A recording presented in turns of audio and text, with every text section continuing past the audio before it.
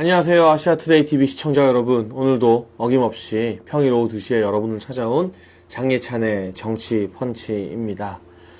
매일 하루가 지날수록 많은 분들이 우리 아시아투데이와 아투TV 또 정치펀치에 관심과 사랑을 보내주시고 계시는데요. 너무나 감사한 마음 앞서지만 또 한편으로는 시국이 어수선해도 너무 어수선해서 마음이 무겁습니다. 그러나 답답한 마음 가신 여러분들께 이 전국의 난맥상을 짚어드리고 우리가 꼭 알아야 할 정보를 전달해 드려서 저 좌파들의 여러 가짜뉴스 공세로부터 우리 스스로 그리고 우리 주변 사람들을 지키고 설득할 수 있는 그런 재료를 마련해 드리고자 정치펀치 오늘도 아시아투데이와 함께 열심히 달려보겠습니다.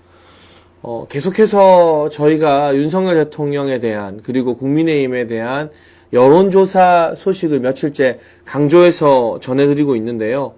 아무래도 지금의 이 국면에서 윤석열 대통령을 지키고 위기에 처한 자유민주주의, 우리 자유 대한민국을 지킬 수 있는 최후의 보루가 바로 국민 여러분들께서 그리고 지금 아시아투데이 TV와 함께 하고 계시는 시청자 여러분께서 손수 응답해 주시는 여론조사 지지율이기 때문입니다. 정치권에는 이런 속설이 있죠. 지지율이 깡패다.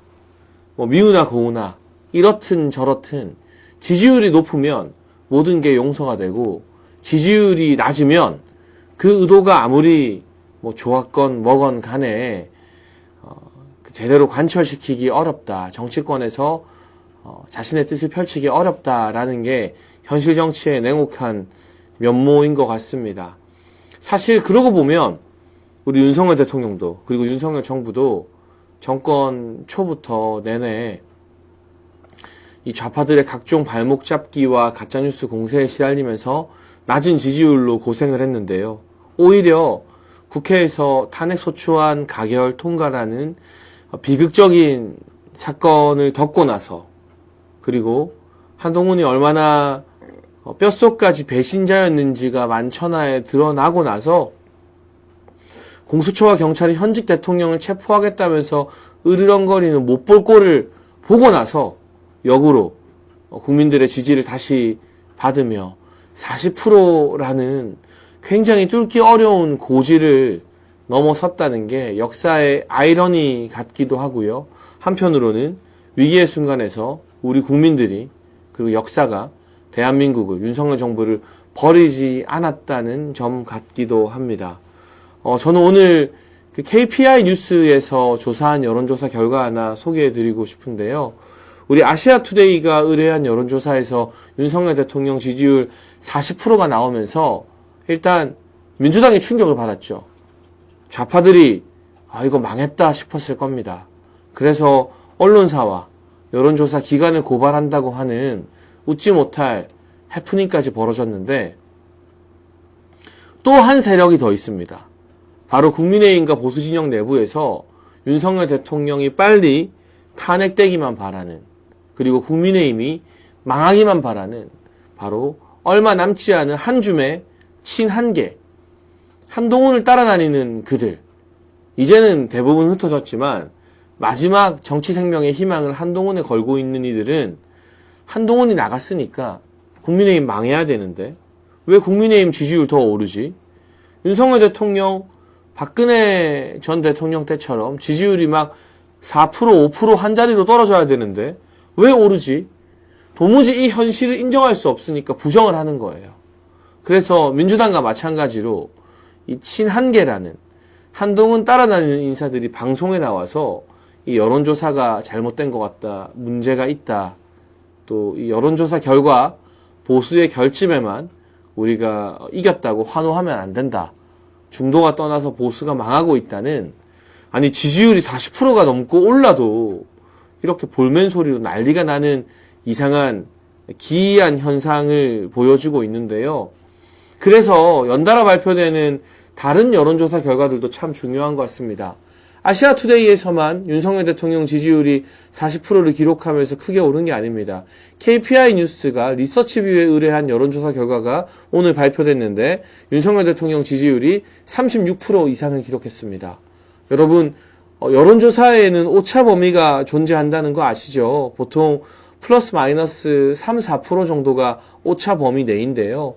그 오차 범위를 감안하면 KPI 뉴스의 36%나 아시아투데이의 40%나 거의 비슷한 동률의 결과를 나타낸다는 뜻입니다. 그런데 언론사도 다르고 조사한 기관도 다릅니다.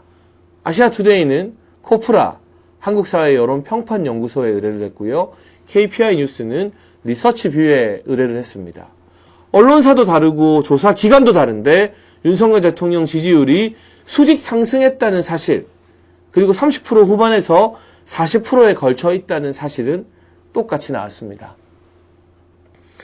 많이들 익숙한 리얼미터 조사도 한번 볼까요? 리얼미터에서는 대통령 지지율은 조사하지 않고 있지만 국민의힘 정당 지지율 조사는 계속하고 있습니다. 이번 주에도 국민의힘 정당 지지율이 큰 폭으로 상승했습니다. 결국 윤석열 대통령을 중심으로 윤석열 대통령에 대한 체포 반대, 탄핵 반대를 구심점으로 흩어졌던 대한민국의 보수가 똘똘 뭉치면서 결집하고 있다는 뜻입니다. 몇 군데의 여론조사가 튄 게 아니에요. 한 군데 여론조사가 유독 이상하게 나온 게 아니에요. 여러 군데 여론조사가 다 동일한 결과를 이야기하고 있을 때 이건 분명한 추세인 겁니다. 코프라라는 여론조사 기관, 리서치뷰라는 여론조사 기관, 그리고 여러분 많이 아는 리얼미터라는 여론조사 기관, 또 조원 CNI, 한길 리서치, 벌써 5군데의 서로 다른 여론조사 기관에 이번 주, 지난주 조사에서 윤석열 대통령 지지율과 국민의힘 정당 지지율이 똑같이 수직으로 상승을 했습니다. 민주당 지지율은 주춤하거나 내려왔고요. 이걸 부인하고 인정하지 않는다는 것은 내가 여론조사 데이터를 분석할 능력이 없는 소위 말하는 통계의 까막눈이다라고 자백하는 것과 마찬가지입니다. 그러니까 이번에는 김재섭 의원이나 한지아 의원이나 또는 한동훈계 전직 대변인들이 방송에 나와서 이런 이야기를 어제 오늘 하더군요. 보수가 결집한다고 좋아할 일이 아니다. 보수의 승리가 아니다. 중도층이 떠나가고 있다. 보수의 초가삼간 다 태우고 있다. 그런데 저는 살다 외람되지만 이렇게 싸가지 없는 정치인들 처음 봐요. 김재섭 의원이나 한지아 의원에게 하는 말입니다. 당신들 누가 찍어줬어? 네. 민주당 지지층이 도봉에서 김재섭을 찍어줬습니까? 한지아 누군지도 모르는데 비례대표하라고 정당 투표에서 국민의힘을 찍어줬겠습니까? 국민의힘을 찍어주고 좀 마음에 안 들어도 국민의힘 간판 달고 나온 후보를 찍어주는 건 지금 이 시간 대통령을 지키기 위해 엄동 설안에도 한남동에 나와 있는 분들이고요. 광화문을 채우는 분들이고요. 여론조사에서 윤석열 대통령 지지한다, 국민의힘 지지한다고 응답하는 정말 찐 보수, 전통 보수층이 김재섭과 한지아에게 국회의원 배지를 달아준 겁니다. 그런데 고마운 줄도 모르고 그분들에게 이 어려운 위기 국면에서 이 대한민국 보수 진영을 지켜주셔서 감사하다고 말해도 모자랄 판에 보수 결집 좋은 거 아니다. 보수 망하고 있다. 중도층 떠나고 있다. 이런 말을 하는 게 정치 논리를 떠나서 인간적으로 이게 자기 찍어준 사람을 완전히 바보 취급하는 거잖아요. 자기한테 표 찍어준 분들을 비난하고 폄하하는 거잖아요. 이건 그냥 인간으로서의 기본 자세가 안 되어 있는 너무나 싸가지 없는 일이죠. 그렇지 않습니까? 그러면서 필요할 때, 위기 때는 누구한테 표 달라고 할 거예요? 보수한테 표 달라고 할 거잖아요. 자기들 국회의원 선거할 때는 보수 지지자분들에게 표 달라고 하지 민주당 당원들이나 죽어도 민주당 찍는 사람들한테 가가지고 개딸들한테 표 달라고 할 겁니까? 물론 중도라는 성향을 가진, 그러니까 국민의힘도 민주당도 아닌 그때그때 다른 선택을 하는 국민들이 일부 있을 겁니다. 하지만 그분들은 보수와 진보, 우파와 좌파 양쪽을 보면서 누가 더 유능한가, 누가 더 나에게 이익이 되는가를 보고 판단하지, 어설프게 좌파 흉내 낸다고 그 중도라는 사람들이 돌아오는 것은 결코 아닙니다. 그리고 정치의 기본은 지지층 결집입니다. 여러분, 제가 정치를 스포츠에 비유하는 걸 참 좋아해요. 우리나라는 정치 평론이 좀 딱딱한 측면이 있지만 외국의 평론가들, 미국의 CNN이나 또는 폭스뉴스에 나오는 방송 진행자들을 보면 이 스포츠의 정치를 비유하는 게 정말 일반적이거든요. 근데 축구를 한번 보면요, 수비가 단단하지 못하면 공격을 할 수가 없어요. 그리고 한두 골 넣어도 수비가 무너지면 3골, 4골 먹히면서 경기 집니다. 지금 대표적으로 손흥민 선수가 뛰고 있는 토트넘이 그런 수비가 부실해서 공격 잘하고도 맨날 지고 있는 그런 축구를 하고 있는데, 근데 여러분, 이 수비가 단단해야 공격을 할 수 있는 것처럼 정치에서는 지지층이 결집돼 있어야 중도 확장, 지지층 확장을 할 수 있어요. 박근혜 전 대통령이 지금 와서는 그 인물들에 대한 평가가 갈리지만 본인이 비상대책위원장을 하고 대선을 할 때 김종인과 이준석과 또 소위 말하는 전통 보수층이 아닌 사람들을 데려올 수 있었던 이유는 뭐냐? 박근혜 전 대통령 자체가 보수를 결집시키는 데 있어서는 둘째가라면 서러운 존재였기 때문입니다. 보수 지지층이 똘똘 뭉쳐서 박근혜 당시 비상대책위원장을 중심으로 하나가 돼 있었기 때문에 거기다가 약간의 양념처럼 중도 좌파 인사들 양념으로 뿌리는 거는 허락이 됐어요. 그런데 한동훈의 좌클릭은 왜 실패했느냐? 전통 보수 지지층이 결집이 하나도 안 돼 있는 상태에서 보수가 좋아하는 사람들, 보수를 위해 싸우고 헌신한 사람들은 죄다 자르고 도륙하고 죽이면서 김경률, 한지아 이런 인간들을 양념이 아니라 메인 반찬으로 밥상에 올리니까 보수 지지층이 나 이런 밥상 필요 없다, 식탁을 엎어버린 거예요. 그러니 대구 경북에서 투표율이 가장 저조해지고 수도권에 대구 경북과 영남 지역 출신들이 투표를 포기하면서 국민의힘 총선 폭망, 그리고 비례대표 투표 폭망이라는 차가운 결과를 얻게 된 겁니다. 저는 현장에서 정치를 하는 사람이기 때문에 우리가 집권하기 위해서, 승리하기 위해서, 또 지지율을 높이기 위해서 때로는 필요하다면 중도 확장 정책 펼칠 수 있다고 생각합니다. 제가 무조건 전통 보수, 강성 보수, 보수의 원칙 이런 것만 강조하는 꽉 막힌 사람은 아니에요.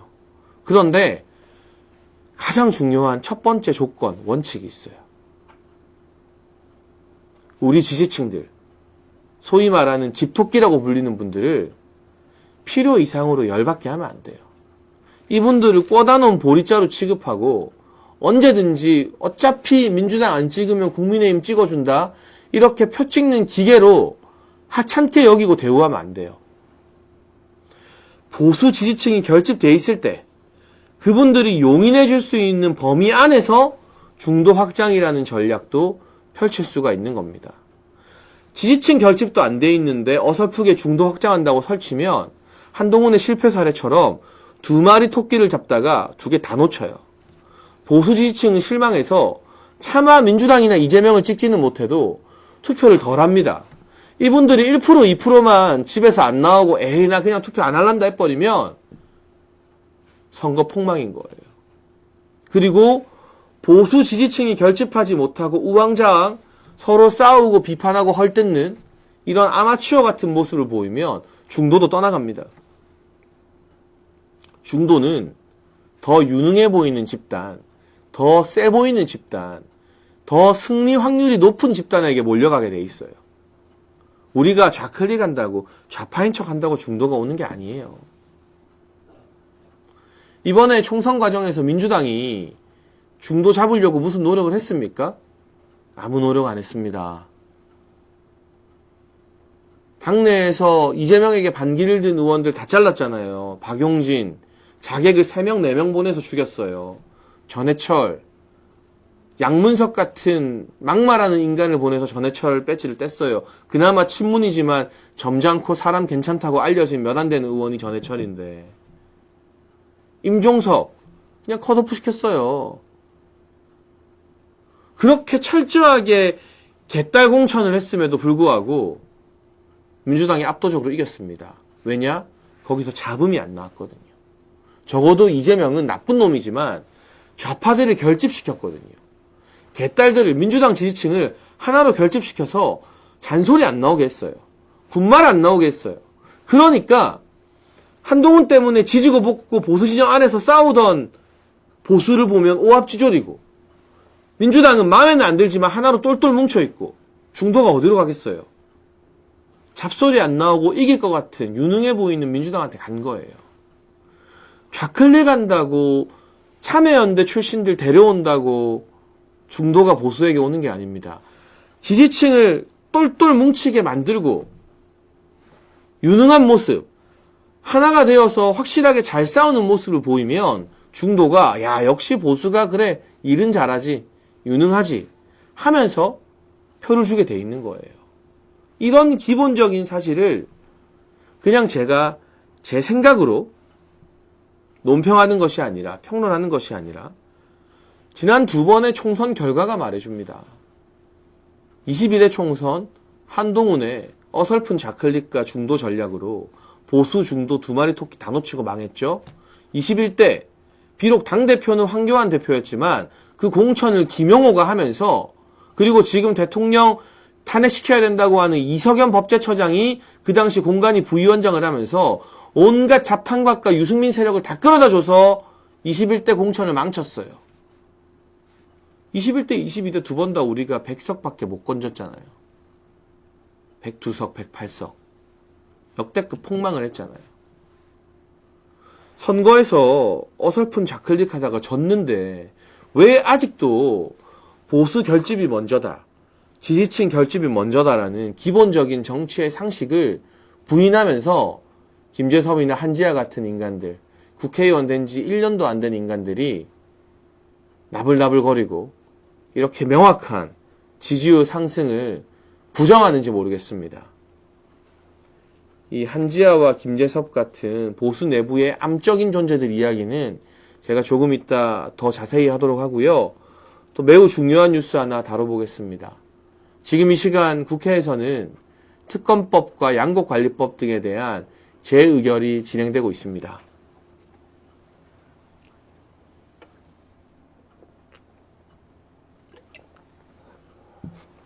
오늘 8개의 중요한 법안이 국회 본회의에서 재의결 투표로 법안이 통과될지 아니면 폐기될지 결정되는 운명의 날입니다.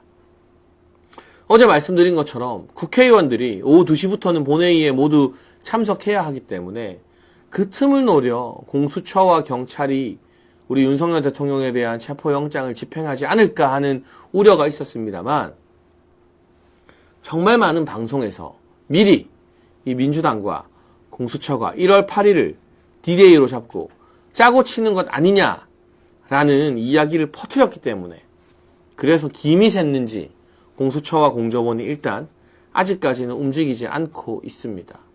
그럼 지금 국회로 관심을 돌려야겠죠. 너무나 편향적으로 국회를 운영하면서 정치에 노골적으로 개입하는 우원식 의장의 모습이 방금 보였습니다. 오늘 양곡관리법도 있고요. 이 민주당의 내란 상설 특검, 그리고 김건희 여사 특검 표결이 있는데, 여기서 대통령 탄핵 때와 마찬가지로 8표 이상의 찬성표가 나오면 이 특검들이 그냥 통과됩니다. 그런데 문제는 내란 상설 특검이 지금 민주당이 주장하는 비상계엄 과정에서의 문제만 살펴보는 게 아닙니다. 대통령실, 정부, 국무위원, 국민의힘, 군, 대한민국의 모든 정부와 공공기관을 이 내란 상설 특검을 빌미로 다 수사하고 들쑤실 수 있는 어마어마한 법안이에요. 김건희 여사 특검, 여러분 좌파들이 하도 가짜뉴스 많이 만들어서 김건희 여사에 대한 악마화 프레임이 보수 진영 내부에도 있고요. 한동훈과 그 똘마니들이 틈만 나면 김건희 여사를 공격했기 때문에 보수 지지층에도 일정 부분 김건희 여사 특검해야 되는 거 아니냐라고 생각하는 분들이 있을지 모르겠어요. 하지만 그 법안을 살펴보면요, 이런 내용들이 포함되어 있어요. 그동안 김건희 여사 사건, 도이치모터스가 됐든 뭐가 됐든 이것과 관련해서 수사가 진행되지 않도록 한 대통령실과 정부 관계자, 검찰 관계자까지 또 국민의힘 관계자까지 수사할 수 있다. 이건 뭐예요? 앞서 말씀드린 내란 상설 특검과 마찬가지로 김건희 여사 특검을 빌미로 대통령실 직원들 다 탈탈 털겠다. 정부 부처에 있는 직원들 다 박살내겠다. 국민의힘 너네도 다 수사받아라. 그리고 검찰도 여기 수사 대상에 포함되어 있어요. 그러면 이 특검이 검찰을 수사하면서 대한민국 검찰을 민주당 말 잘 듣는 졸개로 만들기 위해서 길들이게 될 겁니다. 뭣도 모르는 국민의힘 국회의원들이 탄핵 분위기에 휩쓸려서 이 내란 상설 특검과 김건희 여사 특검에 찬성표를 던졌어요. 그리고 그들이 역시나 윤석열 대통령을 탄핵시키면서 이재명에게 갖다 바친 그들이 또다시 이 두 특검에 대해서 재의결에서도 찬성표를 던질지 모르겠습니다. 다만 제발 법안 한번 제대로 봐라. 그리고 제가 여러분께 말씀드리는 건 주위에 좀 퍼뜨려 주세요. 이게 단순히 내란이나 계엄 관련된 수사를 하는 특검이 아니다. 김건희 여사 문제를 조사하는 특검이 아니다. 그 법안 내용을 보면요, 그걸 빌미로, 그러니까 내란이나 계엄, 김건희 여사는 다 핑계예요. 명분이에요. 그걸 빌미로 대통령실과 정부 부처와 국민의힘과 군과 검찰을 전부 다 이 특검들이 탈탈 털 수 있게 법적인 요건을 만들어 놓은 위헌적인 특검이에요. 이 특검이 두 개 중에 하나만이라도 통과가 되면 그냥 대한민국의 모든 정부기관이 민주당이 임명한 특검 소나기에 들어가는 거예요. 박근혜 정부 때 정부 인사들과 청와대 인사들 1000명 정도가 수사받고 100명 이상이 구속 기소되고 그야말로 보수 진영이 절단 났다고들 이야기를 합니다. 그 경험 때문에 박근혜 정부 때 탄핵에 찬성했던 의원들도 지금은 탄핵에 반대한다고 목소리를 내고 있지 않습니까? 그런데 만약 이 내란 특검과 김건희 여사 특검이 통과되면 박근혜 정부 때 국정농단으로 수사받았던 것과는 비교할 수 없을 정도로 가혹한 수사, 보복, 숙청에 광풍이 몰아치게 될 겁니다. 이건 단순히 보수 진영의 주장이 아닙니다. 여러분 전병헌이라고 아십니까? 지금 새미래민주당의 대표입니다. 이낙연과 함께 당을 만들어서 그 당에서 대표를 하고 있는데 이 전병헌은 국회의원 3번이나 했고요. 민주당에서. 문재인 정부 때 정무수석까지 했어요. 그런데 이 전병헌이 어제 무슨 말을 했느냐. 이재명이 대권을 잡으면 엄청난 피해 숙청이 시작될 것이다. 대통령이 아니라 총통이나 다름없는 그런 시대가 열릴 것이다 라고 섬뜩한 경고를 했습니다. 같은 민주당에서 이재명을 가까이서 지켜보고 겪어본 야권 인사들마저도 피해 숙청을, 정치 보복을 경고하고 있습니다. 우리가 정말 소름 돋는 기분으로 심각하게 위기의식을 느껴야 돼요. 저는 이 대통령 탄핵에 찬성했던 12명이 이 상설 내란 특검과 김건희 여사 특검에 오늘도 찬성표를 던질지 않을지 모르겠습니다. 다만 한 가지 희망을 걸자면 한동훈이 쫓겨났고 어쨌든 당의 체제가 한동훈 때보다 안정화됐고 윤석열 대통령에 대한 국민들의 뜨거운 지지가 여론조사로 확인이 되었기 때문에 아무리 무기명이라 하더라도 이 특검에 대한 찬성표가 8표 이상 안 나오지 않을까 하는 기대를 간절하게 걸고 있을 뿐입니다. 그런데 만에 하나 두 특검 중에 하나라도 통과되면 보수진영 절단나요. 검찰도 다 수사 대상이에요. 그러면 이재명 수사한 검사들을 이 김건희 여사 특검법의 명분으로 핑계를 삼아서 민주당 특검이 마음대로 수사할지 몰라요. 군도 다 수사 대상이 돼요. 그러면 내란 상설 특검을 핑계로 북한과 맞서 싸워야 된다. 우리가 힘을 길러야 된다라고 주장하는 참된 군인들 다 수사받고 좌천되고 옷 벗을지 몰라요. 정말 어마무시한 대한민국을 이재명이 임명한 특검의 소나기에 올려놓겠다는 초법적이고 위헌적인 특검이 바로 이 두 특검입니다. 만약 국민의힘 국회의원이든 제정신 박힌 언론인이든 그 누구든 이 특검법을 한번 읽어보기만 한다면 야 이게 김건희 여사 수사하겠다는 특검이 아니구나. 이게 계엄 수사하겠다는 특검이 아니구나. 이거는 그걸 핑계로 계엄과 김건희 여사는 핑계일 뿐이구나. 이건 그걸 핑계로 보수 진영과 정부 전체와 군과 검찰까지 탈탈 털어 수사해서 이재명 입맛에 맞는 세상을 만들겠다는 특검이구나 라고 생각을 할 수밖에 없을 겁니다. 그래서 오늘 2시 지금부터 진행되는 국회 본회의 제2개월 표결이 정말 중요한데요. 이 와중에도 한지아는 소장파는 특검에 대해서 가결표로 대답을 할 수밖에 없다라는 망언을 내놓았습니다. 일단 지가 뭔데 소장파라고 하는지 모르겠어요.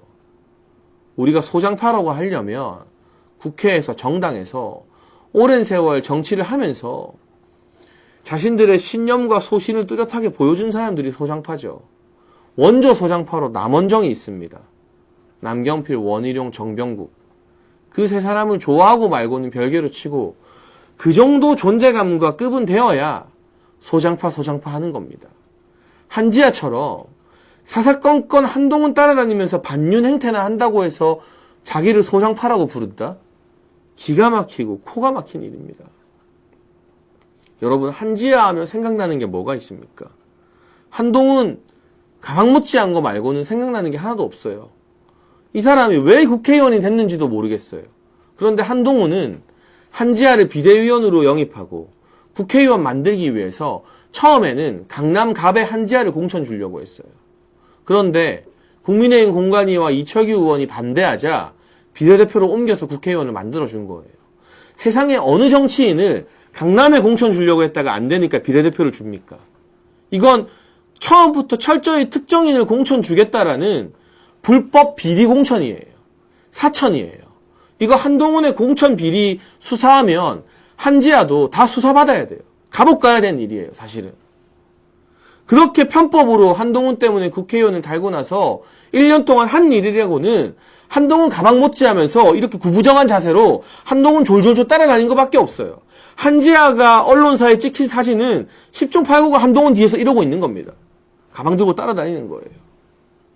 그거 말고 한 게 뭐가 있어요? 근데 뭐라고 지가 소장파랍니까?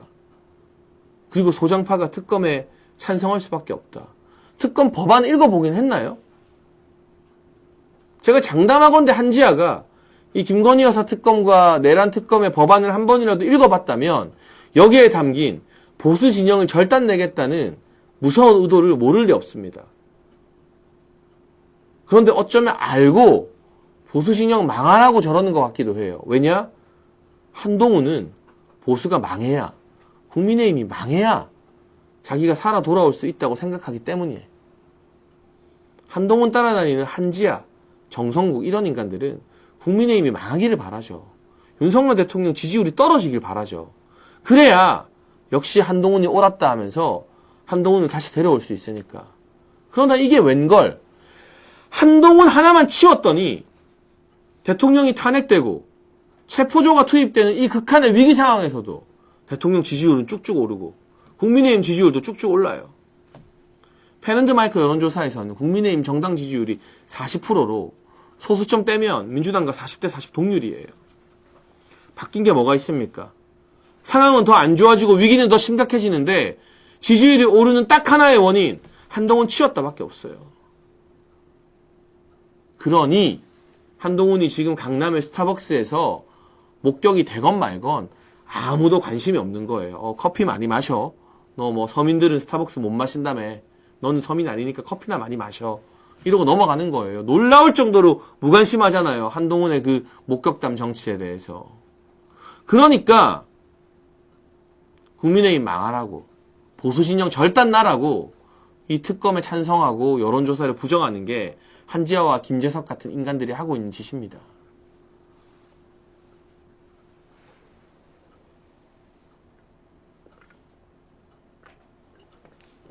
여러분 보시면서 더 많은 분들이 정치펀치 다시 보실 수 있게 실시간으로 보시면서 좋아요 버튼도 꼭 눌러주시면 진심으로 감사를 드리겠습니다. 네. 그래서 만약 이번에 이 특검이 재의결된다면 지금까지는 뭐 당의 통합, 화합이라는 명분으로 탄핵 찬성한 인간들 오히려 당직을 주고 중용하면서 국민의힘이 봐줬습니다. 그런데 이건 결국 호구되는 길입니다. 이러면 당의 기강이 평생 잡히지 않아요. 만약에 그래서는 안 되지만 오늘 지금 진행되고 있는 국회 본회의에서 특검법이 통과된다면 찬성한 의원들 찾아내서 제명하고 출당시키는 게 국민의힘 지도부가 가장 먼저 해야 될 일입니다. 전쟁을 앞두고, 아니죠, 지금 치열한 전쟁이 진행되고 있는데 내부의 배신자와 반역자들을 두고 전쟁을 하는 건 시작하기도 전에 몰살당하겠다는 일이나 마찬가지입니다. 전쟁에서 그냥 패배하겠다는 자포자기 선언이나 다름이 없습니다. 그렇기 때문에 국민의힘 지도부가, 국민의힘의 의원들이 제정신이라면 만에 하나 이번 지금 또 한동훈 따라다니는 대표적 배신자 정성국이 지금 투표장에 들어가는 화면이 잡혔는데요.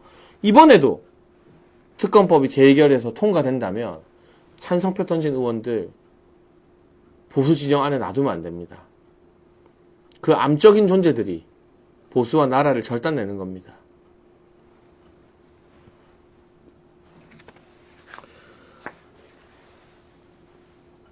시작하면서 윤석열 대통령과 국민의힘 지지율, 그리고 여기에 대해서 찬물을 뿌리는 배신자들, 지금 또 화면에 조경태의 모습이 보입니다.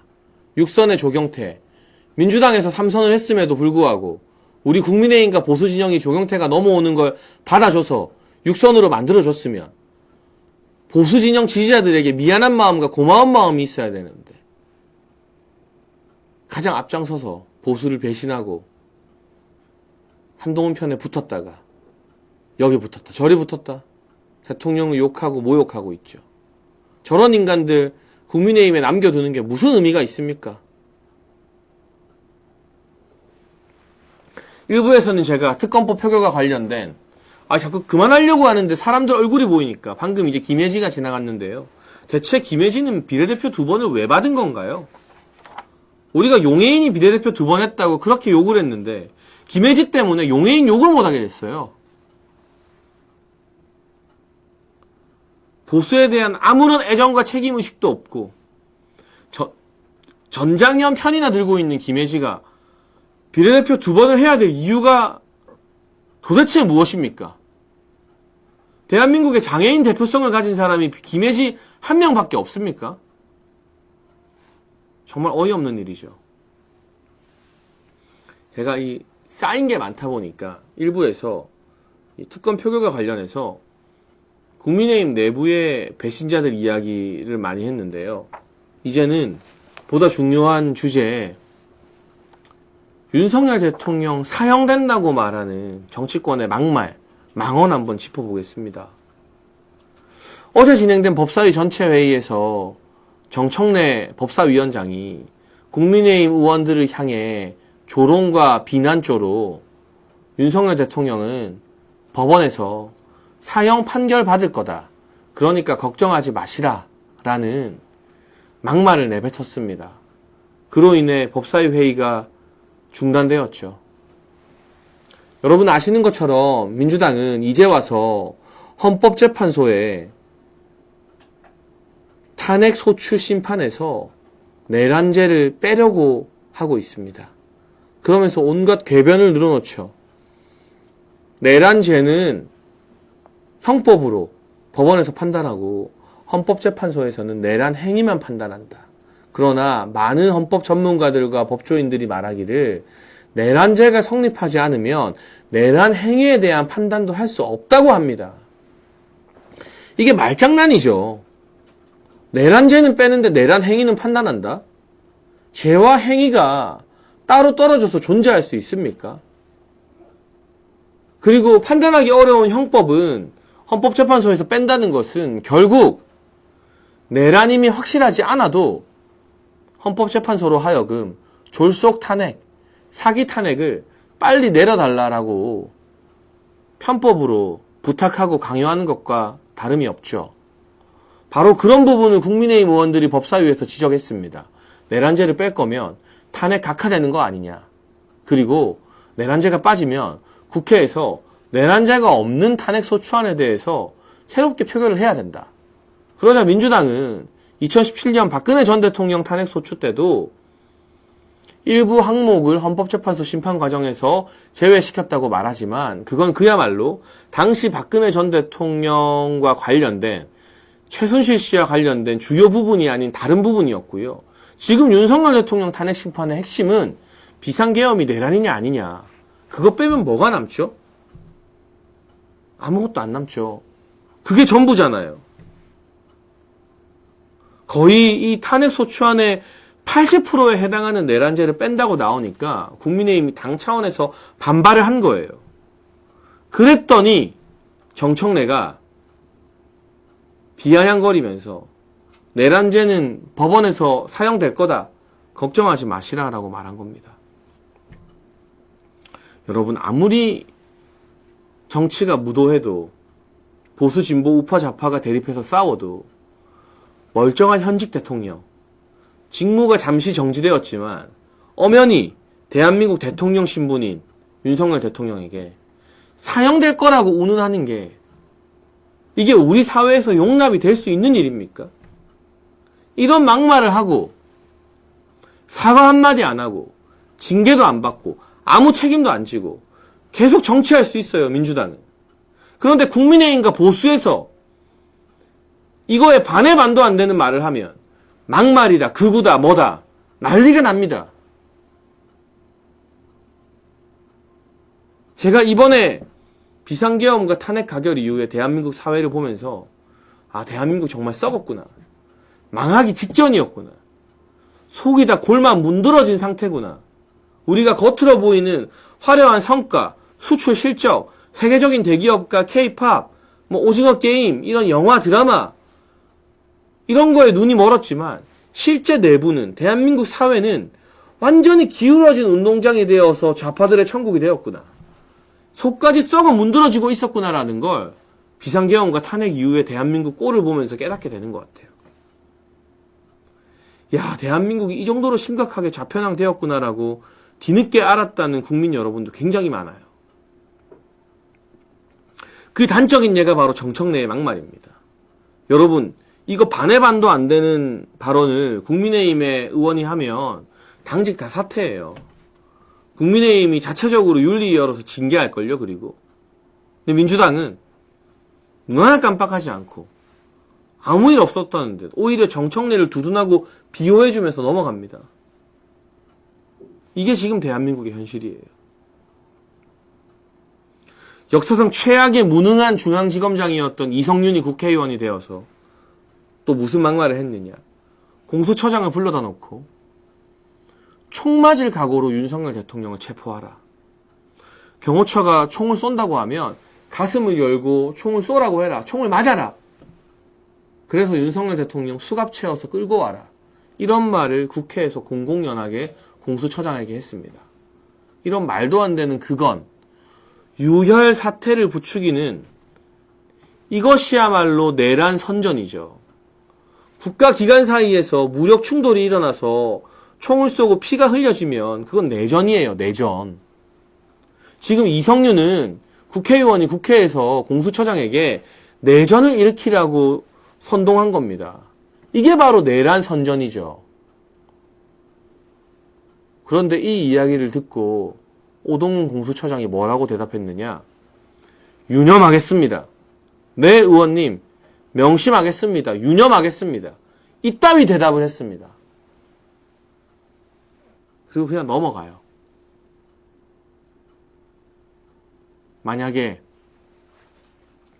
보수 정치인이, 국민의힘 국회의원이 국회에서 뭔가 질의를 하면서 필요하다면 총 맞아라, 피를 흘려라, 이런 말 하면 조선일보, 동아일보부터 난리 날 거예요. 막말 정치인이다 뭐다 하면서. 탈당해야 될지도 몰라요. 국회의원 배지 뗄 수도 있고. 그런데 민주당이 하면, 이성윤이 하면 그냥 할 수 있는 말로 넘어가요. 정청래가 하면 현직 대통령 사형 논문에도 그냥 넘어가요. 이렇게 기울어진 운동장이 또 어디 있습니까? 정청래는요, 장갑차도 필요하다는 말을 했어요. 이게 뭡니까? 탱크로 밀어붙이라는 거예요. 탱크를 써라. 현직 대통령 체포하려고 총 맞고 피 흘리고 탱크 부대라는 말을 국회의원들이 하고 있습니다. 그리고 공수처장은 유념하겠다고 합니다. 경찰, 공조본, 국수본은 한술 더 뜹니다. 특공대 투입을 검토한다. 참나. 여러분, 경찰 특공대는요, 대테러 지원과 제압에 출동하는 부대예요. 윤석열 대통령이 테러리스트입니까? 오사마 빈 라덴입니까? 김정은입니까? 특공대 투입을 검토하게? 제가 세상에 아무리 막가지만 어떻게 현직 대통령 체포영장 집행을 운운하면서 탱크를 보내라, 대테러 부대 특공대를 투입해라, 이런 말을 아무렇지 않게 할 수 있는 세상이 됐고 언론이 이걸 문제의식 없이 보도한다니, 진짜 세상이 미쳐 돌아가는 거 아닙니까? 만약 윤석열 대통령이 체포되거나 구속된다면, 무너진다면 현직 대통령도 잡아넣은 좌파들이 얼마나 미친 듯이 날뛰겠습니까? 국회의원 다 잡아가는 거예요. 방송인, 유튜버, 자기들 마음에 안 들면 다 잡아가는 거예요. 언론사라고 살아남겠습니까? 그래서 이건 윤석열 대통령을 지키는 싸움이 아니라 대한민국 체제와 자유민주주의를 지키는 싸움이 된 겁니다.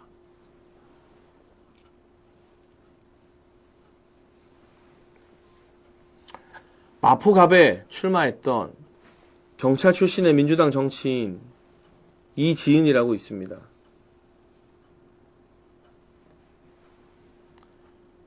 이 사람이 이미 경찰에서 사퇴하고 정치를 함에도 불구하고 경찰 내부 게시판에 글을 남겨서 물의를 빚기도 했었는데, 최근에는 어떤 발언을 했느냐? 드론을 투입해라. 대통령 체포하는데 드론을 쓰랍니다. 그리고 특공대 역시나 침투해야 된다고 말하고, 아예 경찰 헬기로 관저에 침투해야 된다고 말하는 사람들도 있습니다. 너무나 참담한 심정입니다.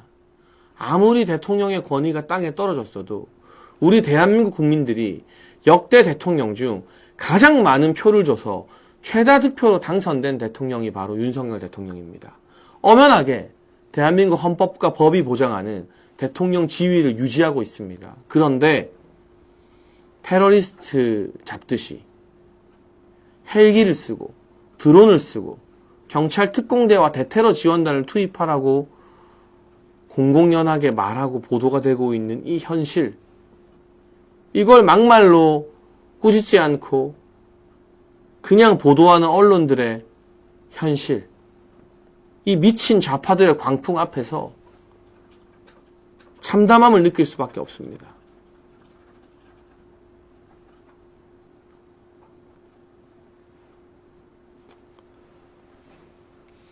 더 심각한 건 이렇게 미쳐 날뛰는 정치인들, 그리고 그에 부응하듯 이재명에게 완벽하게 줄을 서고 대통령을 체포해서 갖다 바쳐야 내가 다음번에 경찰청장도 되겠지?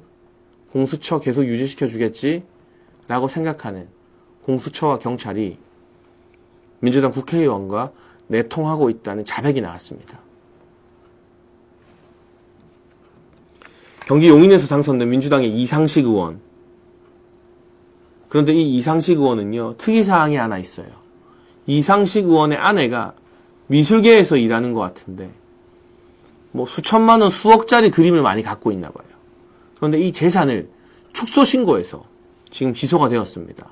정상적인 경우라면 선거법 위반으로 곧 재판만 진행되면 국회의원 배지가 날아갈 처지입니다. 그런데 이 이상식 의원이 경찰청장 출신이에요. 지방경찰청장. 본인의 페이스북에 직접 이런 글을 올렸습니다. 어저께와 어제만 해도 무지 바빴습니다. 체포영장 만기를 하루 앞두고 저희 당과 국수본 간에 메신저 역할을 하느라 전화기에 불이 나고 회의가 이어졌습니다. 이거 자백이죠. 왜 민주당과 국수본이 소통을 해야 되나요? 왜 이상식 의원이 민주당과 국수본 사이에 메신저 역할을 하면서 전화기에 불이 나야 되나요? 누구 전화를 받은 겁니까? 국수본에 경찰에 누가 이상식한테 전화를 했고, 민주당에서는 이상식을 통해서 국수본에 어떤 내용을 전달한 겁니까? 지금 파악된 바로는 민주당 주요 고위 관계자들이 경찰과 국수본 고위층에게 탱크 동원해라, 특공대 투입하라 라는 엄청난 압박을 가하고 있다고 합니다. 그걸 이상식이 중간에서 메신저 역할을 했다고 남이 밝혀낸 게 아니라 스스로 자백을 한 거예요.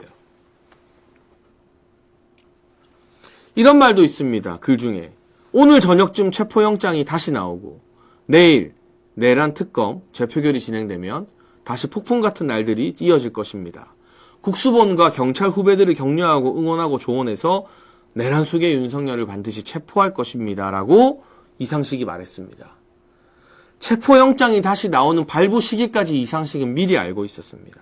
그리고 국수본과 경찰을 격려하고 응원하고 조언하겠다고 합니다.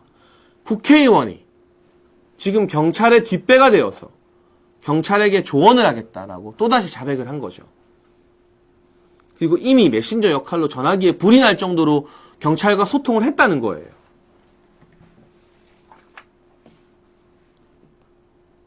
이로써 공수처와 경찰이 민주당과 한 통속이라는 게 명확하게 밝혀졌습니다.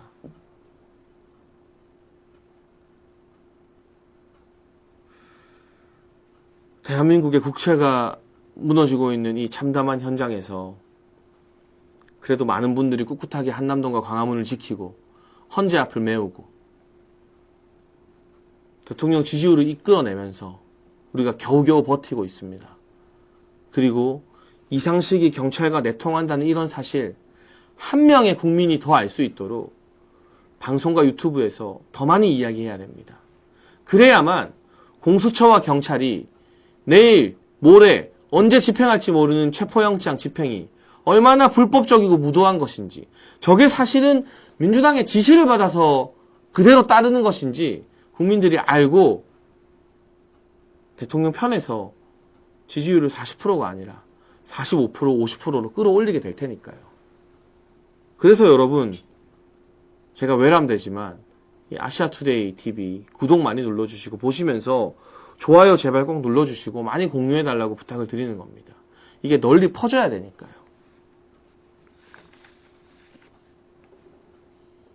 정말 입에 담기도 힘들 정도의 어마어마한 막말들. 다시 말하는 것만으로도 참담하지만 윤석열 대통령은 사형된다 걱정 말라라는 정청래의 막말. 공수처 차라리 총을 쏘면 맞아라. 피를 흘려라. 윤석열 대통령 수갑 채워서 끌고 나와라는 이성윤의 막말. 탱크와 헬기와 드론과 경찰 특공대를 투입하라는 민주당의 어마어마한 압박. 그걸 그대로 경찰에게 전달하고 있다는, 경찰과 내통하고 있다고 자백한 이상식의 페이스북 글까지 하나하나 우리가 똑똑히 지켜보면서 역사에 남기고 결국 이들을 심판해야죠.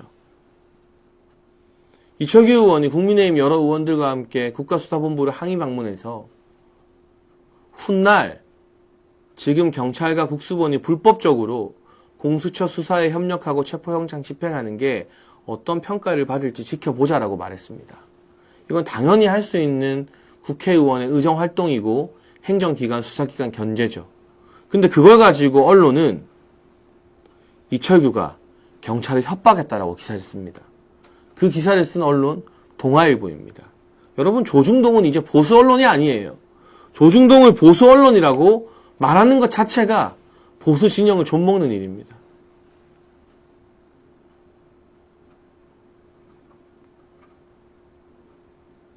(14만인가요) 경찰 인력이 막대한 병력을 가진 경찰이 폭주하고 있습니다. 윤석열 대통령을 전리품으로 갖다 바치고 이 기회에 검수완박을 넘어서서 검찰도 뭐도 다 제치고 대한민국 최강의 수사기관으로 군림하고자 경찰이 미친 듯이 폭주하고 있어요. 경찰청장 대행은 최상목 대통령 권한대행의 지시도 따르지 않는다고 합니다. 경호처장이 적법하게 합법적으로 경찰 병력이 관절을 더 경호해야 된다고 요청했는데 거부했다고 합니다. 국방부 차관은 민주당한테 빌붙어서 살아보겠다고 당연히 대통령 관절을 경호해야 할 수방사 병력 지원을 거부하고 뺐다고 합니다. 그럼 지금 최상목 대통령 권한대행은 자기 마음대로 헌법재판관까지 임명했다면 이제 뭘 해야 됩니까? 국방부 장관과 행안부 장관을 여당과 협의해서 국민의힘이 추천하는 인물로 임명해야죠. 그래서 대통령 권한대행 말도 안 듣고 경호법도 어기고 있는 저 경찰청장 대행과 국방부 차관을 잘라버리게 만들어야죠. 그래서 당정 협의에서 지금 국방장관과 행안부 장관 임명이 시급하다라고 국민의힘이 주장을 하고 있는 겁니다. 이것이 바로 내란이다라는 댓글들이 올라오는데요. 지금 정청래와 이성윤의 막말, 경찰의 정신 나간 움직임, 이게 내전을 유도하는 거고요. 내전이 일어나면 그게 곧 내란이 되는 거죠. 진짜 내란은 누가 일으키고 있습니까? 내란 선전죄로 고성국 박사님과 배승희 변호사를 민주당이 고발했지만 정작 유혈 사태, 국가기관의 무력 충돌, 내전을 유도하는 건 이성윤입니다. 탱크를 보내라는 정청래가, 대통령 사형될 거라는 정청래가 국민들을 분열시키고 대통령 지지층 40%에 달하는 국민들의 분노를 머리 꼭대기까지 끌어올리면서 내란을 유도하고 있는 겁니다.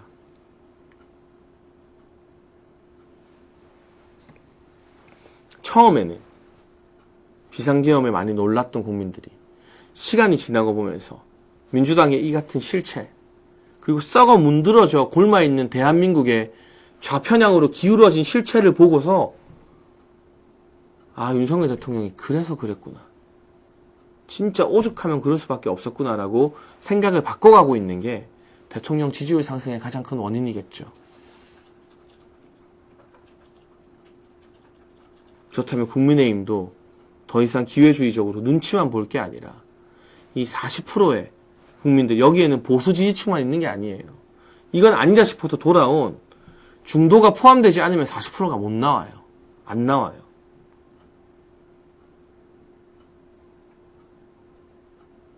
국민의 지지와 함께 국민의힘도 움직여야죠. 지도부가 한남동 관정한 의원들 뭐라 할 게 아니라.